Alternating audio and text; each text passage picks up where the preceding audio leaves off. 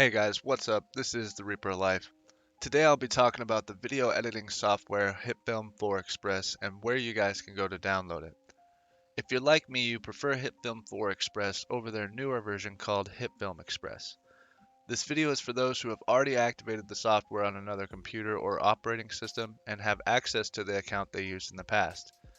I don't think people who are new to the software or are using a new account will be able to activate the old version unless you've already had a previous account activated on it. It is worth trying if you guys are new. I do recommend the older software because its workflow is a little bit faster for me than the newer version is. But I will be leaving the link below in the description of this video so you guys can quickly navigate to the Hitfilm 4 Express website and download the old version. When you go to the link, you should see something like this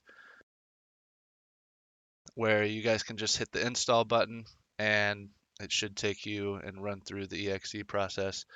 But hopefully this helps you guys out. And if you guys want a future reference to find the link, feel free to like the video so you can come back to it at a later time if you need.